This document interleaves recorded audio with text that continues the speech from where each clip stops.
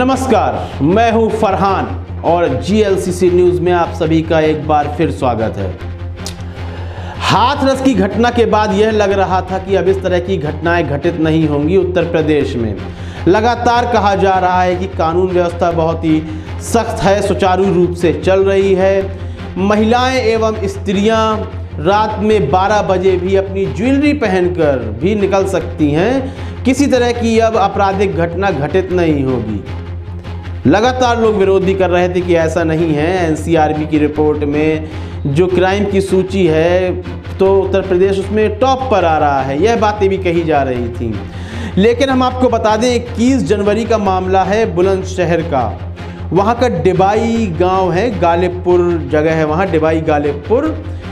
तो वहाँ पर एक निवासी हैं जिनके घर की एक 16 वर्ष की बच्ची कहा जाएगा उसे, नाबालिग है। वह खेतों में चारा लेने के लिए जाती है। जब वह चारा लेने जाती है तो वहाँ सौरभ शर्मा नाम का व्यक्ति अपने 3 साथियों के साथ उसको उठा ले जाता है ट्यूबवेल में और बलात्कार की घटना को अंजाम देता है। यहाँ पर गैंग रेप होता है उस 16 वर्षीय बच्ची के साथ। बाद में उसकी गोली मारकर वहीं हत्या भी कर दी जाती है। जब परिवार के लोग पहुंचते हैं तो वहां लाश भी होती है और जो मुख्य अपराधी था सौरभ शर्मा वह भी वहां मौजूद होता है। पुलिस को बुलाया जाता है, पुलिस उसको गाड़ी में बैठाकर ले जाती है। पोस्टमार्टम की रिपोर्ट भी आती है जिसके बाद पुलिस हत्या का मामला दर्ज करती है, रेप का मामला दर्ज नहीं करती।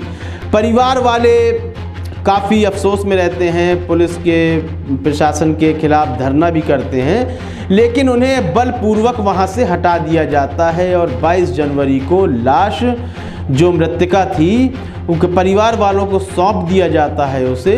और इतना ही नहीं, हाथरस की पुनरावृत्ति इस प्रकार होती है कि रातों रात उसका अंतिम संस्कार करने के लिए भी बल दिया जाता है पुलिस बल के द्वारा। और जब परिवार वाले कहते हैं कि ये धार्मिक रीति रिवाज के खिलाफ है, जब परिवार वालों से के अनुसार यह कहा जाता है, तब कोरोना का प्रोटोकॉल बताते हुए उस मृतका का जो अंतिम संस्कार था वह रात ही रात करवा दिया जाता है। परिवार वालों का यह कहना है कि जो पोस्टमार्टम रिपोर्ट है इसमें फेरबदल किया गया है, यह बलात्कार का मामला है, लेकिन इसको पुलिस झुठलाती हुई नज़र आती है। और पुलिस के द्वारा यह भी कहा जाता है कि जो अपराधी है, आरोपी है, उसने अपनी आत्महत्या करने की भी कोशिश की, लेकिन जो कथित रूप से जो बातें सामने आ रही हैं वह ये कहा जा रहा है कि आरोपी के शरीर पर ऐसे किसी भी प्रकार के निशान नहीं हैं जिससे यह कहा जाए कि उसने आत्महत्या करने की कोशिश की। यदि की भी तो इसमें क्या उसके लिए कोई कानून लचर हो जाएगा? जिस घटना को अंजाम दिया गया है, क्या उस घटना के जो अंजाम दिया गया है उस अपराध के लिए उसको सज़ा नहीं मिलेगी?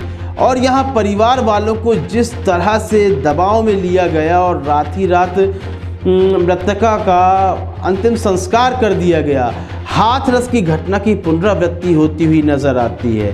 क्या पुलिस को हर बार यही खौफ होता है कि कहीं एक दूसरी जांच ना बैठ जाए, फिर से पोस्टमार्टम की रिपोर्ट ना आ जाए और बलात्कार की घटना सत्य साबित हो? हाथरस की घटना में भी यही कहा गया कि वहाँ बलात्कार नहीं हुआ था और यहाँ भी यही कहा जा रहा है कि प्रेम प्रसंग का मामला था। यदि प्रेम प्रसंग का मामला था तो उसको गोली मारना कितना जायज़ है, यह भी सोचनीय बात है। तो इस तरह जो कानून व्यवस्था लचर होती हुई नज़र आ रही है, इस पर कई उंगलियां उठेंगी।